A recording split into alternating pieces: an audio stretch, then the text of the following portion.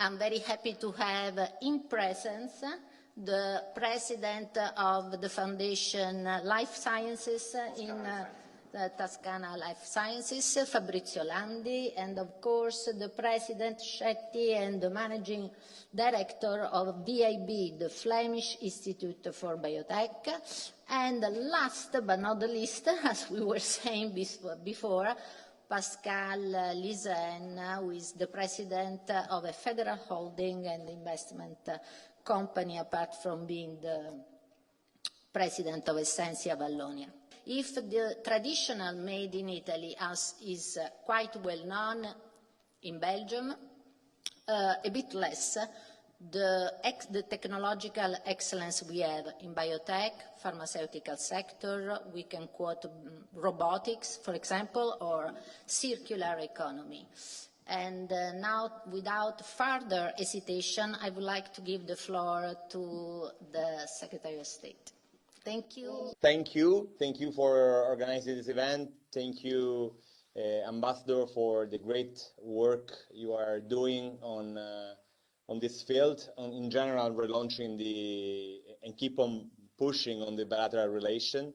Honorable guests, dear friends, it's really my great pleasure to open the works of this hybrid event dedicated to biotech industry in Italy and Belgium. Let me express my sincere gratitude to those who have contributed to the organization of this initiative, notably Ambassador Elena Basile, with whom I had the opportunity already to work in the past, and I really appreciated the passion and capability on doing her job, as well as the Economic and Commercial Office of the Embassy of Italy in Brussels, the Italian Trade Agency, Invitalia, the VLAM Institute for Biotechnology, GSK, BioVin, Toscana Life Science Foundation, as well as the distinguished audience of enterprises and researchers. Today's discussion will focus on an innovative sector with remarkable potential of collaboration. Indeed, the coronavirus disease pandemic has not limited itself to challenge the scientific community and to plunge the world into economic crisis. It has also offered opportunities for new businesses and activities related to this environment.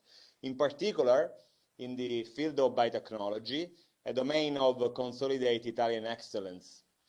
According to the data of the Italian Association for the Development of Biotechnology, Biotech, and the National Agency for New Technologies, Energy and Sustainable Economic Development, ENEA, the net turnover of Italian biotech industry exceeded 12 billion euros in 2019, with an average annual increase of 5% between 2014 and 2018.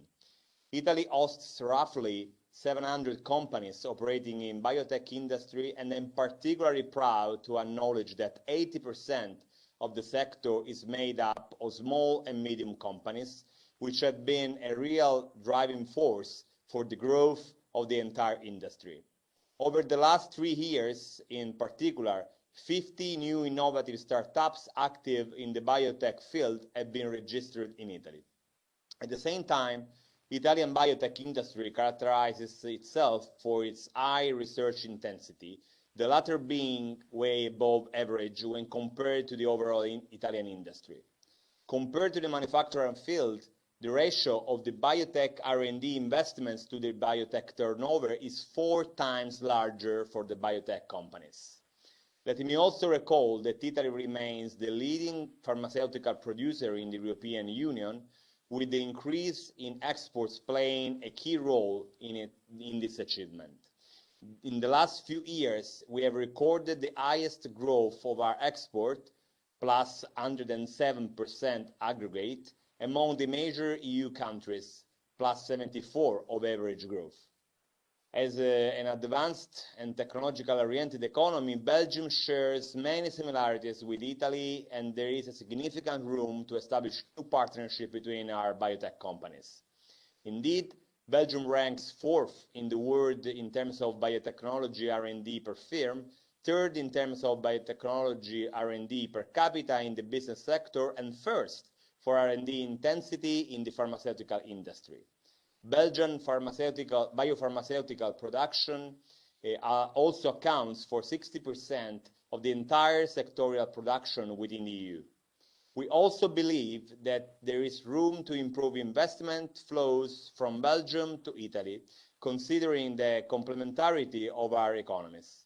For this reason, I strongly encourage Belgian investors to look for investment opportunity in Italy. Foreign direct investments are welcome in our country as they represent a key factor in the economic growth, in the job creation, and in the acquisition of know-how and technology innovation. In this context, it's my pleasure to announce that our ministry, through the Italian Trade and Investment Agency, has already planned the establishment of a dedicated FDI unit within the Italian Trade Commission in Brussels, with the task of carrying out activities of business scouting and attraction of Belgian companies to Italy. We are confident that our fruitful cooperation can be far enhanced, and we are sure that growing interactions between our enterprises can offer a mutual benefit, also thanks to the ambitious strategy we have adopted to relaunch our export and support Italian business presence in foreign markets. I refer to the so-called Patto per l'Export. This strategy was presented by Minister Di Maio in June at the presence of several ministers, public entities, and the main Italian business associations. It is based on 6 main pillars that are communication, integrated promotion, information and training, trade fairs, e-commerce and export, and trade finance.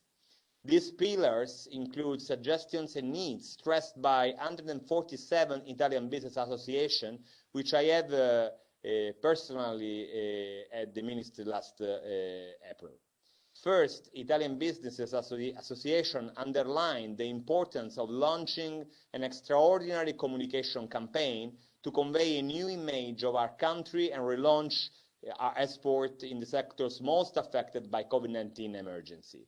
We have already allocated 50 million euros to implement the campaign, and the ministry is also willing to act promptly to help companies, especially SMEs, improving their competencies and skills so to be better equipped to face the challenges of our time and to grasp the many opportunities globalized market offer.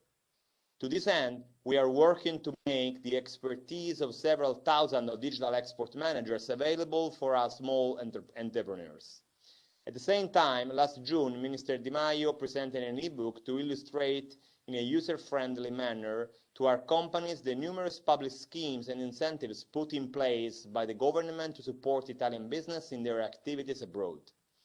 The e-book evolved rapidly into a website that you can reach typing export.gov.it that we have just launched and which is aimed at raising our company's awareness about the public toolkit for exporting. I am confident that this website can help our companies take the leap into foreign markets through a step-by-step approach. Furthermore, we have set up a digital platform for B2B meetings to cope with the effect of the pandemic in terms of less traveling and less in-person meetings. For what e-commerce is concerned, our trade agency is currently about to sign some new agreements with the main international e-commerce platforms such as Ocado, Alibaba, Amazon, JDI.com, which will help Made in Italy products to gain new visibility in foreign markets through dedicated virtual shop windows. Finally, for what concerns export and trade finance, we widened the set of financial instruments that could allow our small and medium enterprises to increase their industrial and commercial presence abroad. These instruments are directly managed by CIMEST under the surveillance of Minister of Foreign Affairs and by SACE. Let me conclude by expressing my wish that this event will be the occasion for forging long-term industrial partnerships and deepening economic and commercial relations. I can anticipate to you that our plans for the coming laws is to enlarge the fiscality opportunities, the fiscal opportunities that we already announced in order to invest more and more in Italy, especially in the south of Italy, and I'm sure that the Belgian investors could find new opportunities also in these new laws that we are doing, and new strategies will come for the both of us and our companies willing to cooperate with the Belgian one. Thank you again, and have a good webinar.